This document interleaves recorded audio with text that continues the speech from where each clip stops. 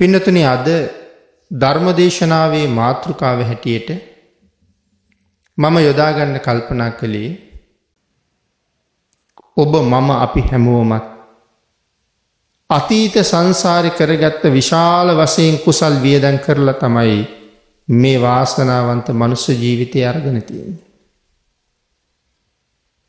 එහෙමනම් කෙනෙක් ගැබක උපදිනවා. ගැබක උපදිනවා කියලා සඳහන් කරාම සංසාරේ අපි කර්ම නොකරපු අය නෙමෙයිනේ.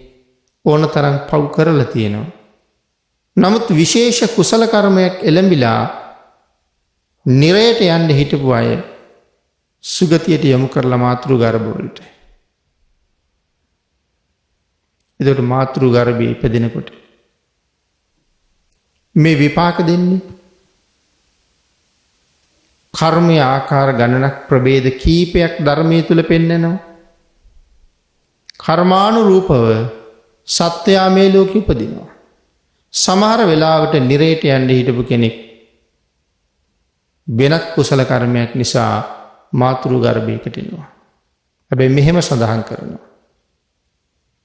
උපපීලක, උපච්ඡේදක, ජනක සහ උපඝාතක කියලා කර්මයේ ප්‍රභේද හතරක් තියෙනවා. මේ ප්‍රභේද හතරෙන් උපපීලක කර්මය නිරයට යන්න හිටපු කෙනෙක් සංසාරේ තව කාලයක කරගත්ත කුසල කර්මයක් නිසා සුගතියට යොමු වෙනවා. නමුත් ඒ වෙලාවට උපපීලක කර්මය කියනවලු නිරයට යන්න හිටපු ඔබ දැන් සුගතියට යන්න යනවා. හැබැයි ওই අවස්ථාව ඔබට ලැබුණේ ඔබ මට අහුුනේ නැති හින්දායි. අහුුණා නම් මම දන්නවා කරන්න ඕනේ වැඩි. කමක් නෑ. කුමක් හෝ වේවා මාතෘ ගර්භයකට යමන්කෝ. එතනින් එහාට මම බලා ගන්නවා කියලා. ඒ පෙර කරන ලද ප්‍රාණඝාත අකුසල් තමයි එන්නේ. නගර පුද්ගලයා ඇවිල්ලා මාතෘ ගර්භයක ඉපදෙනවා. සඳහන් කරනවා උපපීලක කර්මයේ මූලික වෙලා ඔහු මව් කුසට ආපු දවසේ ඉඳලා අම්මට නම් සැනසීමක් නැහැ. අම්මා හරියට ලෙඩ වෙනවා. නොඑක් අපහසුතාවයන්ට ගොදුරු වෙනවා. මවට බොහොම වද වේදනා දෙනවා විතරක් නෙමෙයි පියාටත් එහෙමයි. මව්පියන්ට බොහෝම වද වේදනා ගෙනල්ලා දෙමින් ඔහු මාතෘ ගර්භයේ ඉන්න නිසා ඒ ගෙදර ධන සම්පත් වතුරට වැටුණ ලුණු වගේ බොහොම වේගෙන් ක්ෂය වෙනවා කියලා කියන්නේ. ගින්නෙන් විනාශ වෙනවා, වැස්සෙන් විනාශ වෙනවා, තවත් නොයෙක් ජල උල්පත් වලින් විනාශ වෙනවා, රජුන්ගෙන් විනාශ වෙනවා, හොරුන්ගෙන් විනාශ වෙනවා. තමන්ගේ වස්තුවට විනාශය සඳහාමයි කරුණ යෙදিলা තියෙන්නේ. ඉපදුනාට පස්සේ මේ උපපීලක කර්මය අර පුද්ගලයා කොයි තරම් දුකට පශ්චත්තාපයට පත් කරනවද කියනවා නම් සඳහන් කරනවා මේ ලෝකේ උප්පත්තිය ලැබු දවසේ ඉඳලා අම්මට කිරි එරෙන්නේ නැහැ කියලා. දරුවට දෙන්න කිරි මව ළඟ තිබුණත් ඇයට කිරි පොවන්න බැරි වෙන්නේ ඇගේ පියයුරු තුවාල වෙලා පැලිලා යනවා කියලා සඳහන් කරනවා. එද මොහුගේ කර්මය බලවත්නේ. එහෙමවත් සාපිපාසාවෙන් මිදෙන්න දෙන්නේ නැහැ. ඒකයි කියන්නේ ගියාට කමක් නැහැ මම බලා ගන්නම් කියලා කියන්නේ ඒකයි. නිමක් නැති දුක්ඛන්දරාවල් වලට ගොදුරු කරනවා. මේ කර්මය එළඹිලා. එතකොට මේ කෙනෙක් මාතෘ ගර්භයකට එනවා කියලා කියහම සංසාරේ මොනතරම් අවස්ථා පූර්ණේ කරලාද. නමුත් අපි මේ කතා කරපු විදිහට සමහර පවුල් එහෙම වෙනසිච්ච අවස්ථා පිළිබඳව ඕන තරම් මේ සමාජයේ අහන්න තියෙනවා. කෙසේ වෙතත් පින් ඇති කෙනෙක් මරණින් මත්තේ මාතෘ ගර්භයකට එනවා. ඉතින් ඒ සඳහා විශේෂ කුසල් තියෙන්න ඕනේ. සාමාන්‍ය කුසලයකින් නම් ඒක කරන්න බෑ. මනාව සිල් රැකපු කුසල් තමයි වටින්නේ. ආපහු සුගතිගාමී වෙන්න නම් ජීවිතේ හැමදාම සිල් තියෙන්න ඕනේ. ඒ මොන සිල්ද?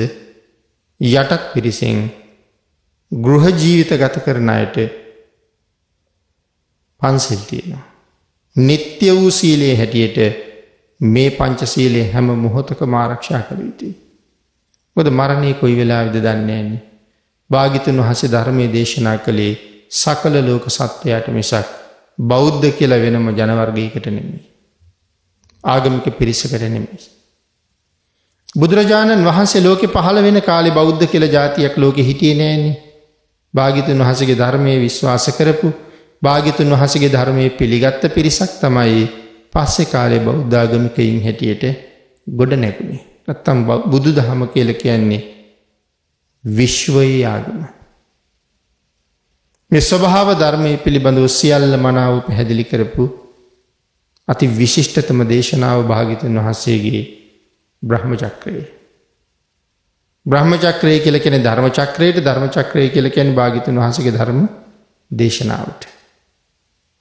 ගබ්බ මේකේ උප්පජ්ජಂತಿ නිරයං පාප කම්මිනෝ සග්ගං සුගතිනෝ යන්ති පරිනිබ්බන්ති අනාසවා. ගබ්බ මේකේ උප්පජ්ජಂತಿ ඇතම් කෙනෙක් මරණින් මත්තේ නැවත මේ ලෝකෙම උපදිනවා. නිරයන් පාප කම්මිනෝ අකුසල් කරපු අය නිරය ලෝකවල උපදිනවා. සග්ගං සුගතිනෝ යන්ති බොහෝ කුසල් කරගත් අය මරණින් මත්තේ සුගතියේ උපදිනවා. පරිනිබ්බන්ති අනාසවා සියලු ආශ්‍රවයන් ශ්‍රය කරපු උතුමන් වහන්සේලා පිරිනිවන් පාවදාරනවා. අපේ භාග්‍යවතුන් වහන්සේ සවැත් නුවර ජේතවනාරාමේ වැඩ ඉන්න කාලේ එක භික්ෂුන් වහන්සේ නමක් හිටියා. උන්වහන්සේ රහතන් වහන්සේ නමක්. මේ භික්ෂුන් වහන්සේ එක දවසක් පිණ්ඩපාතේ වඩිනකොට එක්තරා මැණික්කරුවෙක් උන්වහන්සේට ආරාධනාවක් කළා, ස්වාමීනි අද අපේ ගෙදරින් දානේ වළඳමු කියලා. ඔහුගේ ආරාධනාවට අනුව ඔහුත් සමග ඔහුගේ ගෙදරටම දානෙට වැඩියා. දහවල් දන් පූජා කරලා රහතන් වහන්සේ දන් වළඳලා ඉවර වෙලා මේ ගෙදර අයට පුණ්‍යානුමෝදනාවත් කළා. ඒ ඉවර වුණාට පස්සේ මේ ගෙදර අයිතිකාරයා ආරාධනා කරනවා, ස්වාමීනි මින් මත්තට දානෙ සොයාගෙන බොහෝ තැන්වල වඩින්න එපා. හැමදාම මගේ ගෙදරටම වඩින්න. සෑම දවසකම දානෙ පූජා කරන්න බං සැදී පැහැදී ඉන්නවා කියලා. ඉතින් ඒ ආරාධනාවත් බාර අරගෙන එදා ඉඳලා සෑම දවසකම පිඬුසිඟා වඩින්නේ ඒ නිවසටමයි. මම මුලින්ම මතක් කළානේ ඔහු මැණික්කරුවෙක් කියලා. මැණික් ගල් කපලා උපදාන කෙනෙක්. මේ භික්ෂුන් වහන්සේගේ නම තිස්ස. එතකොට තිස්ස හාමුදුරුවෝ හැමදාම දවල්ට දානෙට වඩින්නේ මැණික්කරුගේ ගෙදරට. තිස්ස හාමුදුරුවන්ට නමක් පට බැඳුනා, මණිකාර කුළුපග තිස්ස කියලා. මැණික්කරුත් සමග බොහෝම කුළුපග වෙච්ච තිස්ස හාමුදුරුවෝ. දැන් කොයි කාලයක් මේ නිවසට පිණ්ඩපාතේ වඩිනවද? 12 අවුරුද්දක් එක දිගටම දන් වළඳන්නේ මේ ගෙදරින්. 12 අවුරුද්දක් සම්පූර්ණ වෙන දවසේ එදත් තිස්ස හාමුදුරුවෝ උදේම පාත්‍රා සිවුරුත් අරගෙන මැණික්කරුගේ ගෙදරට පිණ්ඩපාතේ වැඩියා. 12 අවුරුද්දක් සම්පූර්ණ වෙන දවසනේ ජීවිතේ තවත් හොඳ සන්ධිස්ථානයක්. අවුරුදු 12ක්ම රහතන් වහන්සේ නමකට දන් දෙනවා. එදා මොහු කල්පනා කළා අද දානෙට විශේෂ මාංශ දානයක් පූජ කරන්න ඕනේ. එහෙම කල්පනා කරලා ඔහු මසුත් හොයාගෙන පිණ්ඩපාතයට රහතන් වහන්සේ වඩින වෙලාවේ මැණික්කරු මස් කපනවා. රහතන් වහන්සේ වෙනුවෙන් නිතරම ඒ ගෙදර අසුන් පැනවිලයි තියෙන්නේ. උන්වහන්සේ ආසනයේ වැඩ හිටියා. මැණික්කරු උන්වහන්සේට කාරණාව සිහිපත් කරලා මාසේ කප කපා හිටියා. මෙහෙම මස් කපන අතරේ එක රාජපුරුෂයෙක් බොහොම වටිනා මැණික් ගලක් අරගෙන ආවා. ඔක ගෙනල්ලා මැණික්කරුගේ අතට දුන්නාම ඔහු ඒ මැණික අර මස් කපන ගමන් අතේ තිබිච්ච ලේත් එක්කම මැණික අරගත්තා. මැණික අරගෙන ගිහිල්ලා හාමුදුරුවෝ වැඩ ඉන්න තැන මේසෙ උඩ තිබ්බා. දැන් ගල පුරාම මැණික් ලේ ගෑවිලා. මස් ටික කපලා මස් ටික සෝදලා උයන්න සුදුසු ආකාරයකට පත් කරලා තමන්ගේ බිරිඳට බාර දීලා ඔහු ගේ ඇතුළට ආවා මැණික අරන් තියන්න. හැබැයි ඒ ඇවිල්ලා බලන වෙලාවේ අර මේසේ උඩ ඒ මැණික තිබුණේ නැහැ. මැණික්කරු ටිකක් කලබල වුණා. වටිනා මැණිකක් රජ්ජුරුවන්ගේ මැණික. ආපහු මේකට මුදල් ගෙව්වවත් හරියන්නේ නැහැ. රජුරන්ට මැණිකම තමයි දෙන්න ඕනේ. හැම තැනම හෙව්වා. බිරිඳගෙන් ඇහුවා අරන් තිබ්බද කියලා. දරුවන්ගෙන් ඇහුවා අරන් තිබ්බද කියලා. කවුරුවත් අරන් තියලත් නැහැ. හැම තැනම හෙව්වා නමුත් මැණික නැහැ. හාමුදුරන්ගෙන් අහන්නත් හිතෙනවා ස්වාමීනි මේ මැණික් ගල දැක්කද? ඔබ වහන්සේ ගත්තද? ගේ ඇතුළට ගිහිල්ලා බිරිඳට කියනවා කවුරුවත් ගෙදර ආවෙත් නැහැ. මේ මැණික් ගල ගන්න කෙනෙකුත් නැහැ. ඒක තිබුණෙත් භික්ෂුන් වහන්සේ ළඟ. ඒකට වෙච්ච දෙයක්වත් නැහැ. එහෙනම් ඉතින් උන්වහන්සේම තමයි මේක ගන්න ඕනේ කියලා. බිරිඳ කියනවා මොනවා කියනවාද? එහෙම වෙනවද? 12 අවුරුද්දක් මේ ගෙදරින් අපි දුන්න බත් ටිකක් වැළඳුවා මිසක් අපේ වෙන මොනවද උන්වහන්සේ අරන් ගිහිල්ලා තියෙන්නේ. ඒ හින්දා ඒ වැඩේ නම් කරන්න එපා. හාමුදුරන්ගෙන් නම් අහන්න එපා. නමුත් එන්න මැණික්කරුට තියෙන බය වැඩි වෙනවනේ. රජුරු නැවත මැණික් ගල ගෙනියන්න කෙනෙක් එව්වොත්. ඒ නිසා බිරිඳ කොච්චර එපා කීවත් අන්තිමට ගිහිල්ලා ඇහුවා ස්වාමීනි මෙතන තිබුණ මැණික් ගල ඔබ ගත්තද කියලා. උන්වහන්සේ සඳහන් කළා මම ගත්තේ නැහැ කියලා. හැබැයි මැණික් ගලට වෙච්ච දේ දන්නේ නැහැ නෙමෙයි. මැණික් ගල ගත්තේ නැහැ කියලා සඳහන් කළේ. ඉතින් නැවත ඇහුවා. උන්වහන්සේ කියන්නේ මම ගත්තේ නැහැ මැණික් ගල. මේ කාරණාවෙන් අපිට තව කරුණු කීයක් පැහැදිලි වෙනවද? 12 අවුරුද්දක්ම මැණික්කරුගේ ගෙදරින් දානේ වළඳන්නේ රහතන් වහන්සේ නමක්. 12 අවුරුද්දක් රහතන් වහන්සේට දන් දීලවත් මැණික්කරු තාම අවබෝධ කරගෙන නැහැ මේ ඉන්නේ රහතන් වහන්සේ නමක් කියලා. එහෙම අවබෝධයක් තිබුණා නම් කීයටවත් අහන්නේ නැහැ. ඔහුගේ තාමත් කල්පනාව මේ පෘථග්ජන භික්ෂුව කියලා. මොකද්ද මේකට හේතුව?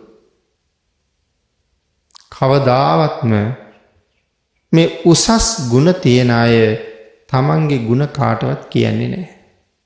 ඒක ඥානවන්තයන්ගේ සිරිත. තමන් උසස් බව කාටවත් කියන්නේ. රහතන් වහන්සේ නමක් ළඟත් ප්‍රාර්ථනාවල් දෙකයිනේ තියෙන්නේ. මොනවද රහතන් වහන්සේට තියෙන ප්‍රාර්ථනා? සව් කෙලෙස් නැසපු උන්වහන්සේට ප්‍රාර්ථනා තියෙන්න පුළුවන්ද? නමුත් සඳහන් කරනවා දෙකක් තියෙනවා කියලා. පළවෙනි ප්‍රාර්ථනාව මම රහත් වුණ බව මේ ලෝකේ කිසිම කෙනෙක් නොදැන ගනිත්වා. දෙවැනි ප්‍රාර්ථනාව මම ලැබූ උතුම් රහත් බව මේ ලෝකේ අනික් සියලු දෙනාටම ලැබේවා. ඒ ප්‍රාර්ථනා දෙකේම කෙලෙස් කොහෙවත් නැහැ. කෙලෙස් නැති බවම තමයි ඒ ප්‍රාර්ථනා දෙකෙන්ම පැහැදිලි වෙන්නේ. ඒ නිසා උන්වහන්සේ සතු ඒ උතුම් මනුස්ස ගුණය උන්වහන්සේ මනාව ආරක්ෂා කරනවා. නැත්තම් මැණික් ගල අහනකොටවත් කියන්න එපයි රහත් වෙච්ච මට මොකටද කාගේවත් මැණික් කියලා. එහෙම කියන්න පෙළඹුන්නේ නැහැ කීයටවත්. එහෙම කියන්න හිතක් එළඹුණා නම් එතන තියෙන කෙලෙස් සහිත හිතක් මම රහත් බව කියන්න ඕන කියලා. ඉතින් කියන්නේ මම ගත්තේ නැහැ. එතකොට මැණික් ගලට මොකද වෙන්නේ නැත්තේ? අපි ඒක තව ටිකක් ඉස්සරහට කතා කරමු. දැන් මැණික් කරුට ඉවසුමක් නැහැ. ඔහු ඒකාන්තයෙන් තීරණය කළා මැණික් ගල ගත්තේ හාමුදුරුවමයි. දැන් චුට්ටක් වචන සැරයි. ඒ නිසා සඳහන් කළා කරුණා කරලා ගත්තනම් දෙන්න. නැත්තම් ගන්න හැටිත් මම දන්නවා කියලා. ඉතින් රහතන් වහන්සේ සඳහන් කරන්නේ මම ගත්තේ නෑ. ගේ ඇතුළට ගියා. දිග ලණුවක් ගෙනාවා. රහතන් වහන්සේගේ හිස වටේටම මේ ලණුව එතුවා. ඔතල ලණු පොටවල් දෙක එක තැනකට අරගෙන ලීයක් මැදින් දාලා ගැටයක් ගහලා දැන් තිරින්ගයක් කරකවනවා. අර ලීය කරකවනවා ලණුව හිර වෙන්න. දැන් ඔලු කට්ට හොඳටම හිර වෙලා. තව කැරකිව්වා. දැන් කන් වලින් එතකොට ලේ මතුවෙන්න පටන් ගත්තා. නාහින් ලේ වැක්කිරෙන්න පටන් ගත්තා. කටට එන ලේ කටින් වැක්කිරෙන්න පටන් ගත්තා. මොහු තව හිර කරනවා. දැඩි වේදනාවයි උන්වහන්සේගේ නහයෙන් කටින් කන් වලින් වැක්කිරෙන ලේ බිම ගලාගෙන යනවා. මේ මැණික්කරුගේ ගෙදර ඉන්නවා බොහොම හුරතලයට හදාගන්න කොස්වාලිහිනියෙක්. මේ කොස්වාලිහිනියා ගේ පුරාම ඇවිද යන ගමන් අර ලේවල සුවඳ දැනිලා මේ ලේ ගලන තැනට ආවා. ඇවිල්ලා එයා ලේ බොන්න පටන් ගත්තා. මැණික්කරු හොද්දටම කේන්තියෙන් ඉන්නේ. එකම පාපාරක් ගහපුවාම ලිහිනියා මැරිලමයි වැටුනේ.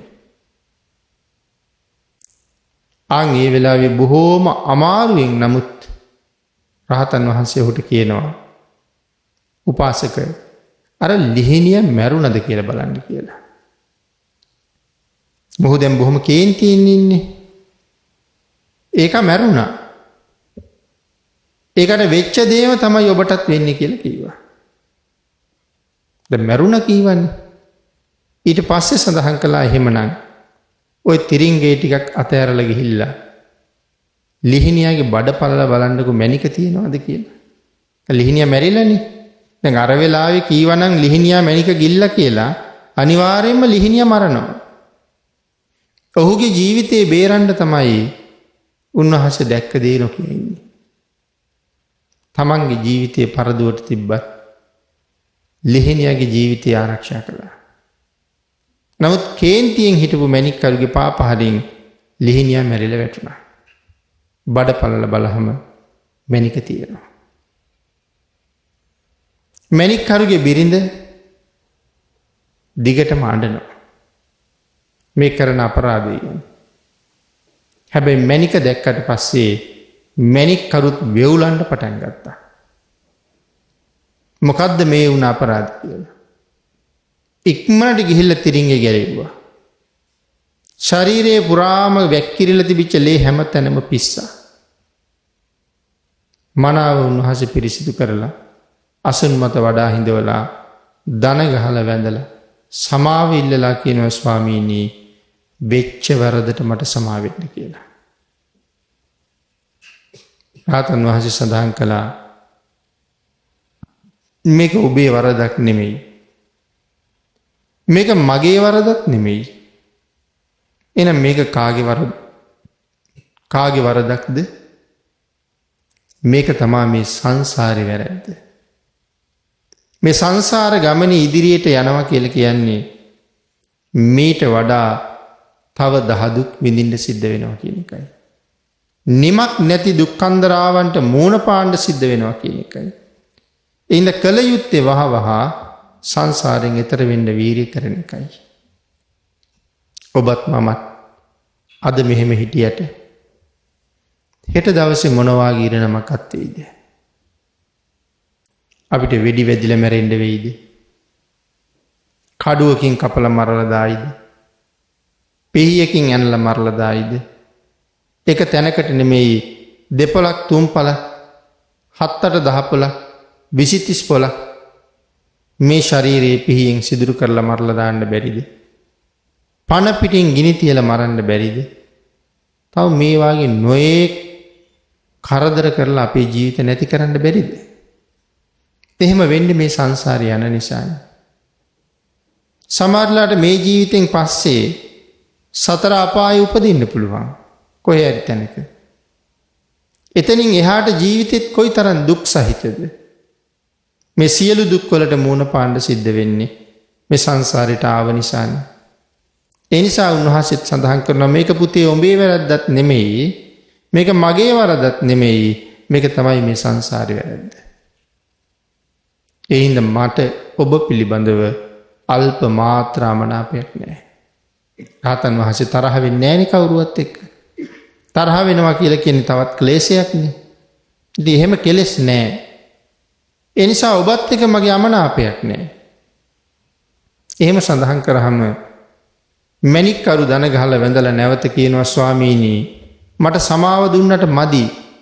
මගෙත් එක්ක අමනාපයක් නැත්තම් අදින් පස්සෙත් මගේ ගෙදරින් දානේ වළඳන්න ඕනේ කියලා. රහතන් වහන්සේ සඳහන් කළා අදින් පස්සේ ඒක වෙන්නේ නැහැ. ගයක් ගානි භික්ෂූන් වහන්සේ නමක් වෙනුවෙන් හැම තැනම බත් හැන්දක් ඉදෙනවා. ඒ බත් හැන්ද බාර ගන්න යන්නේ නැතුව එකම ගෙදරක ඵලයක් යට ඉඳගෙන 12 අවුරුද්දක් දන් වළඳපු එකේ විපාකයයි මේ වින්දේ. භික්ෂුවකට නුසුදුසු දෙයක් කළා. ඒ නිසා ඒ කවදාවත් මේ ජීවිතේ ගේක වහලයක් යට ඉඳගෙන දන් වළඳන්නේ නැහැ කියලා සඳහන් කළා. සඳහන් කළා රහතන් වහන්සේ නැගිටලා වැඩම කළා. කාලයක් ගෙවිලා ගියා. මණික් කරුගේ හිතේ දුක මණික් කරුට දරා ගන්න බැරුව ගියා. ඔහු එදා ඉඳලා හැමදාම වෙච්ච වරදට පසුතැවුණා. හැම දවසකම ඔහු මේ වෙච්ච වරදට පසුතැවෙමින් දෙවි තමයි ජීවිතේ ගෙවුවේ. 12 අවුරුද්දක් මට අනුකම්පාවෙන් මගේ ගෙදරින් දන් වළඳපු හාමුදුරුවන්ව මාව සැක කළානේ කියලා. පස්සේ කාලේ අර ගෙදර මැරිච්ච කොස්වාලිනියා මණික් කරුගේ බිරිඳගේ කුසේම දරුවෙක් හැටියට පිළිසිඳ ගත්තා. මරණයත් එක්කම ලිහිණියා පිළිසිඳ ගත්තේ ඇගේ කුසේ. මණික් කරු පස්සේ කාලේ මරණයටපත් වෙලා නිරේ උප්පත්තිය ලැබුවා. රහතන් වහන්සේ නමක් ඝාතනය කිරීමේ පව ආනන්තරීය කර්මයක්. නිරයන් පාප කම්මිනෝ පව් කළ තැනැත්තා නිරයේ උපදිනවා. අවීචියම තමයි උපදින්නේ. සග්ගං සුගතිනෝ යන්ති. මේ ලෝකෙ පින්කම් කරපු අය, සිල් ගුණ රැකපු අය මරණින් මත්තේ ස්වර්ගයේ උප්පත්තිය ලැබෙනවා. ඒ කියන්නේ දෙව්ලොව යනවා. පරිනිබ්බන්ති අනාසවා සියලු කෙලෙස් නැසපු මහ උතුමන් වහන්සේලා, මහා වීරයන් වහන්සේලා අති උතුම් නිවනින් සැනසීම ලබනවා. අපේ බුදුරජාණන් වහන්සේ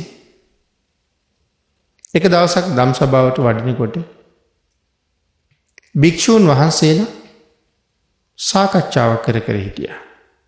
සාමාන්‍යයෙන් බුදුරජාණන් වහන්සේගේ සිරිත තමයි මහණෙනි මා පැමිණෙන්න කලින් කිනම් කාරණාවක් සම්බන්ධයෙන්ද කතා කර හිටි භික්ෂුන් වහන්සේලාගෙන් එහෙම අහනවා. අහපුවම භික්ෂුන් වහන්සේ නම එහෙම නැත්නම් සියලු දෙනා තමන් කතා කර හිටපු කරුණ ගැන භාග්‍යතුන් වහන්සේට ප්‍රකාශ කරාම සමහරලාට ඒ කාරණාම අර්ථෝත්පත්ති කරගෙන භාග්‍යතුන් වහන්සේ ධර්ම දේශනා කරනවා. එදා මොකද්ද මේ හාමුදුරුවරුන්ගේ කතාව? හාමුදුරුවරු හැමෝම කතා කර කර ඉන්නේ මරණයට පත්ව නැත්නම් අපවත් වී වදාළ 30 හාමුදුරුවෝ කොහෙද ඉපදුනේ කියන එක. ඒ කියන්නේ හාමුදුරුවරුවත් දන්නේ නැහැ මේ ඉන්නේ රහතන් වහන්සේ නමක් කියලා. රහතන් වහන්සේලා නම් කොහොමද දන්නව? සාමාන්‍ය පෘථග්ජන අයවත් දන්නේ නැහැ මේ ඉන්නේ කවුද කියලා. එතකොට මේ ශාසනයේ මේ මහ ගුණ ඇති අය කොයි තරම්නම් නිහතමානීද?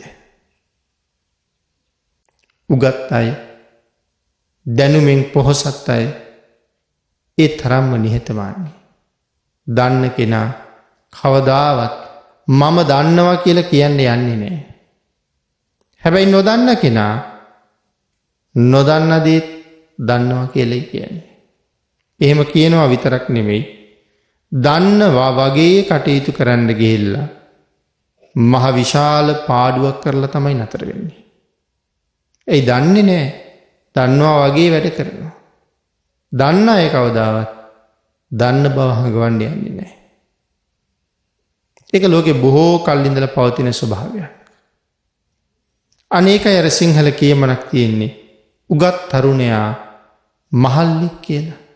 මොකද යමක් මනාව දැන ඉගෙන ගත්ත කෙනා පුදුමාකාර හික්මීමක් තියෙන කෙනෙක්. අධ්‍යාපනය නිසා විනය පෝෂණය වෙනවා කියලා සඳහන් කළේ. එහෙනම් ඉගෙනීමත් එක්කම විනයගරුක කෙනෙක් බවට පත් වෙනවා. ඒ නිසා කාටවත් කරදර කරන්න, හිරිහැර කරන්න, උපද්‍රව කරන්න යන්නේ නැහැ.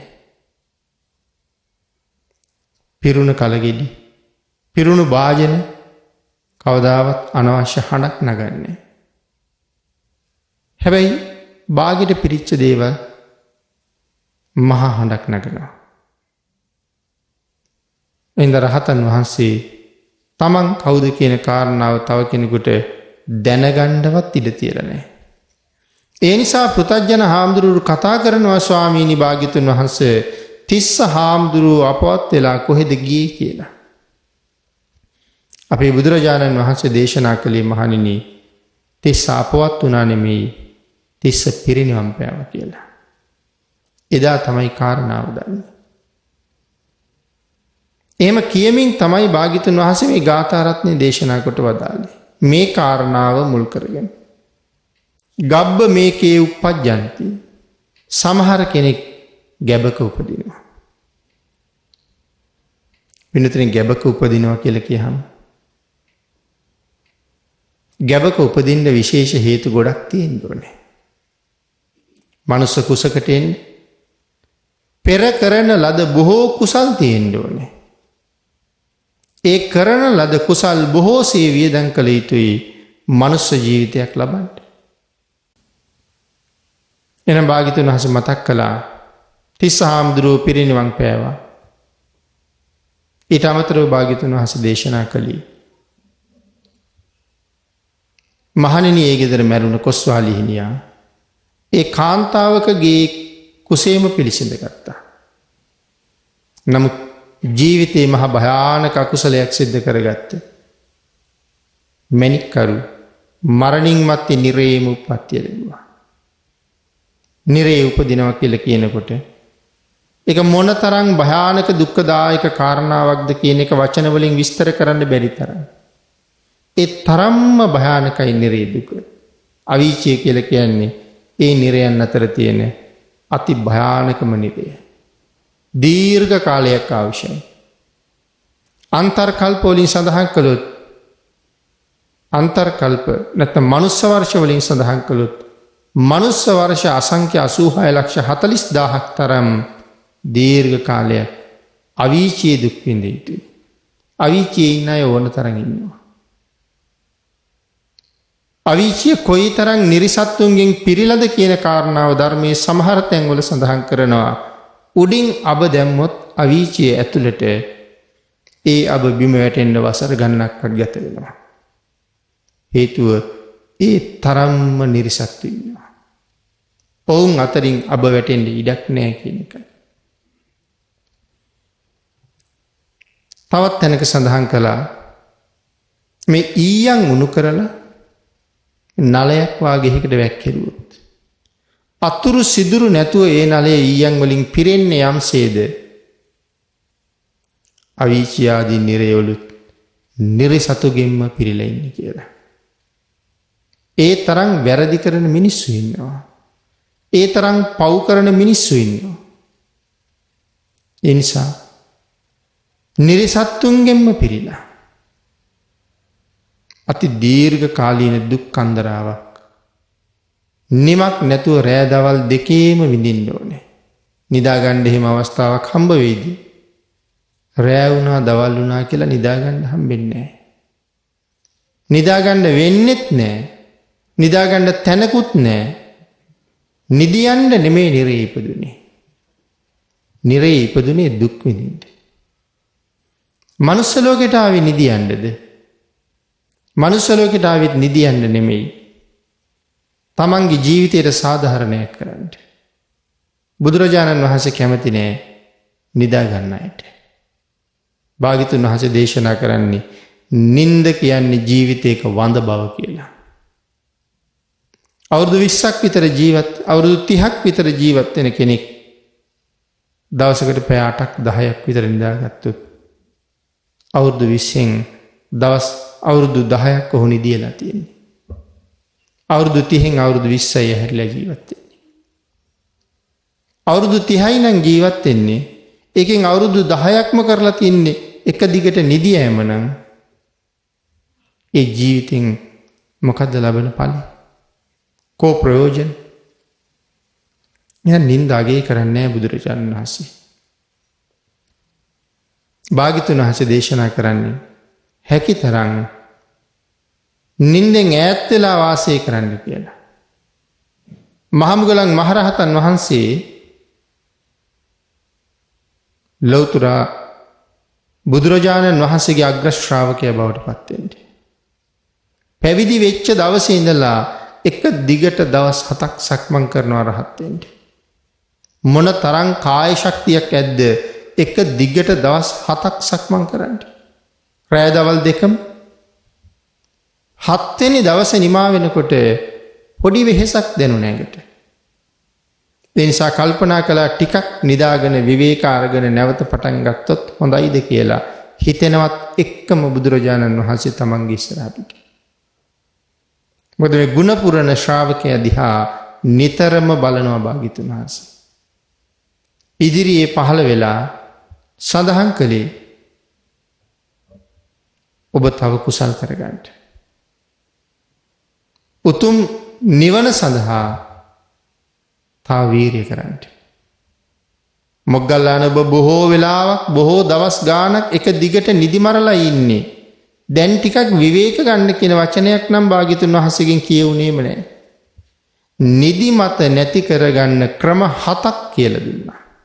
නිදිමත එනකොට නිදිමත නැති කරගන්න ක්‍රම 7ක් කියලා දුන්නා.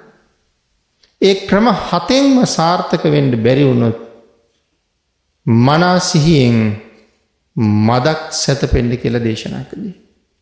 ක්‍රම 7ම අසාර්ථක වුණා. ඒ වගේ තැන් වලින් මනාව පේනවා භාග්‍යවතුන් වහන්සේ නිදිනවට කැමති නැහැ කියලා. බුදුරජාණන් වහන්සේ නිදිය ඇවිත් නැහැනේ. සතපුනේ නැහැනේ. සාමාන්‍යයෙන් භාග්‍යවතුන් වහන්සේ එක දිගට දිනපතාම සතපෙනවා කියලා කාරණාවක් නැහැ. වැඩියෙන් ඉන්නේ අවදි වෙලා. නමුත් මදක් විවේක ගන්න සතපෙන්න ගියොත් භාග්‍යවතුන් වහන්සේ නැවත කීයටද අවදි වෙන්නේ? පාන්දර 3ට සතපිලා අපේ ඔරලෝසු පෙන් 4:40 විතර වෙනකොට භාග්‍යවතුන් වහන්සේ අවදිනවා කියලා කියන 4:20 විතර වෙනකොට. ඒ කියන්නේ භාග්‍යවතුන් වහන්සේ සතපිලා තියෙන්නේ පැයකුත් විනාඩි 20ක් වගේ කෙටි කාලයක්. එතනින් එහාට මුළු ජීවිත කාලෙම මේ අවදියෙන් ගත කරන්නේ කවුරු වෙනුවෙන්ද? දෙවියන් බඹුන් මරුන් සහිත ලෝකයේ ඕනෑම කෙනෙකුට පිහිටවීමේ චේතනාවෙන් භාග්‍යතුන් වහන්සේ අවදීන් වැඩ ඉන්නවා. බුදුරජාණන් වහන්සේ අපි වෙනුවෙන් කරලා තියෙන කැපකිරීම පින්නතුනේ අපි කරලා නැහැ අපි වෙනුවෙන්. උන්වහන්සේ තමයි අපේ නිවන වෙනුවෙන් දුක් විඳලා තියෙන්නේ. අපි වෙනුවෙන්ම භාග්‍යතුන් වහන්සේගේ කැපකිරීම දවසකට පැයකුත් විනාඩි 20 නම් සැතපෙන්නේ අපි අපෙන් ඇහිය යුතු ප්‍රශ්නයක් නැද්ද? මොන රැකවරණය තියෙන නිසාද? මොන ආරක්ෂාව තියෙන නිසාද? කවුරු බේරගනී කියලා හිතෙන නිසාද මේ දවසකට පැය 8ක් විතර නිදාගන්නේ? මොන රැකවරණේ හින්දාද කියලා ඇහුවොත් භාග්‍යතුන් වහන්සේ ලෞතර බුද්ධත්වයට පත් වෙලත් අපි වෙනුවෙන් මේ තරම් අවදීන් ඉන්නකොට අපි නිදාගන්නේ මොන රැකවරණේ හදාගෙනද? දැන් මැරුණොත් නිරේට යන්නේ නැහැ කියලා පූර්ණ නිගමනයක් දෙන්න පුළුවන්ද කාටවත්? එහෙම නිගමනයක් නෑ අපි අතර.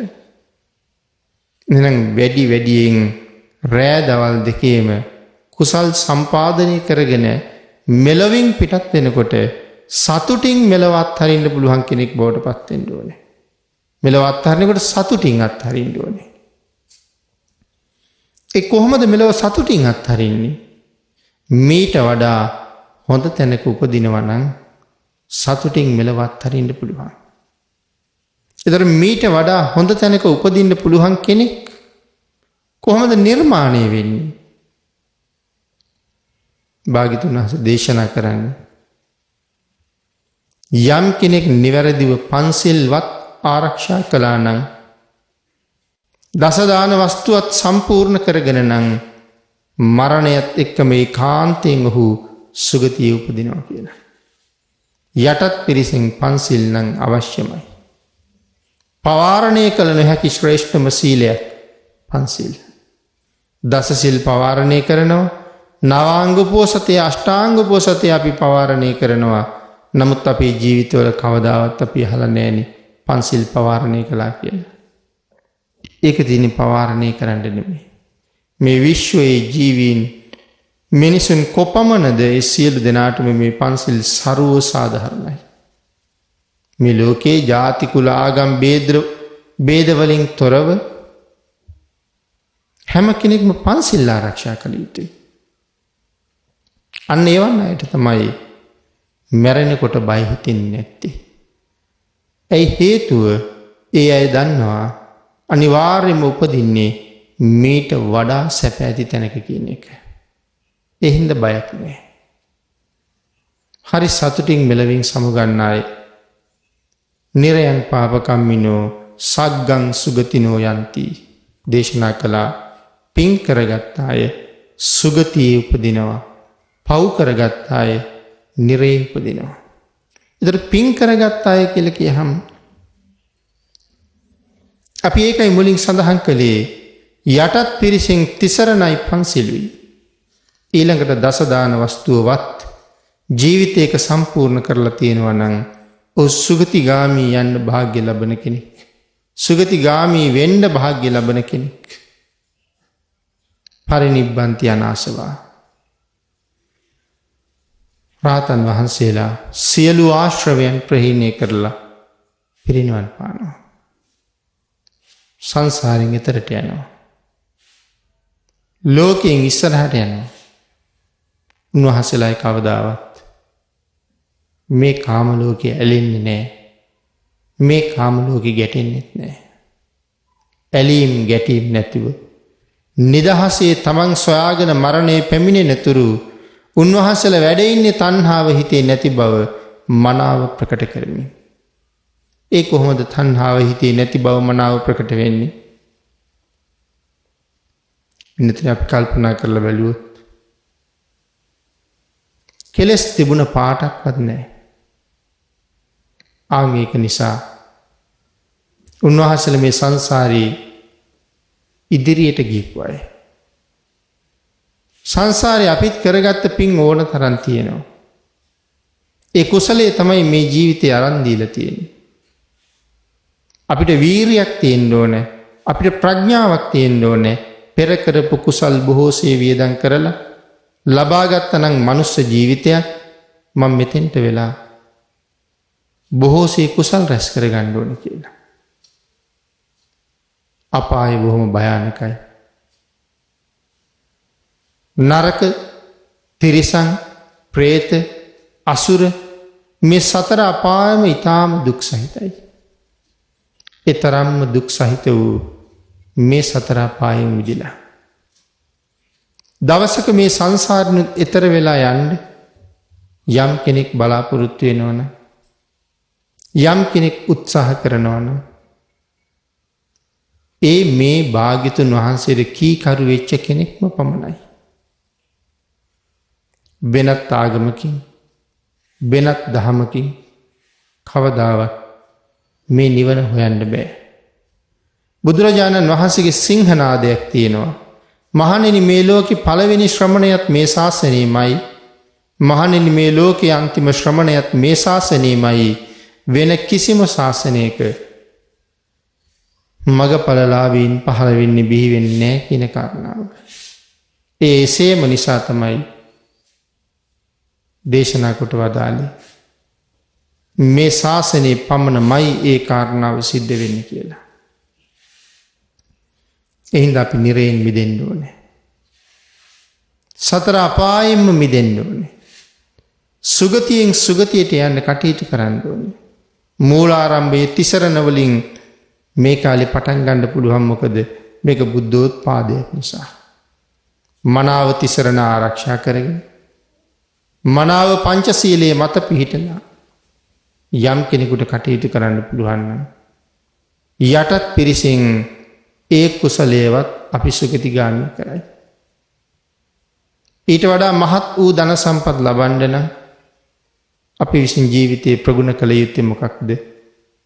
ප්‍රගුණ කළ යුත්තේ දානය. දස දාන වස්තුවම පූජා කරගත්තාම මතු උපදින සංසාරී ආත්මවල නෑ බෑ කියන වචනයක් නම් අහන්න ලැබෙන්නේ නැහැ. හැමදේම තමන් සන්තකව තියෙනවා ඉදාට. හැබැයි ඉතින් එහෙම ලබන්නත් කළ යුත්තේ මේ ශාසනය තුල බොහෝ කුසල් රැස් කරගන්න එකයි. මේ අවස්ථාව අපිට ආයේ කවදයිද? නිකන් හිතන්නකෝ. බුදුරජාණන් වහන්සේ නමක් වැඩ හිටපු මෙවන් කාල පරිච්ඡේදයක් සංසාරයේ කවදනම් හම්බ වෙයිද කියලා. විශ්වාස නැහැ. 100%ක්ම විශ්වාස නැහැ කියන තැන තමයි ඉන්න ඕනේ. එඳ අවස්ථාව හරි වටිනවා ලැබිලා තියෙන අවස්ථාව. වහවහ ප්‍රයෝජන ගන්න වීරිය කළ යුත්තේ මේ අවස්ථාවේ.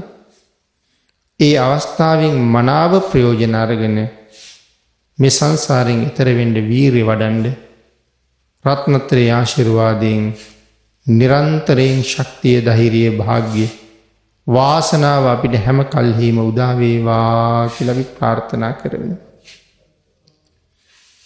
ලෞතර සම්මා සම්බුද්ධ ශාසනයක උතුම් ගුණ පුරාගෙන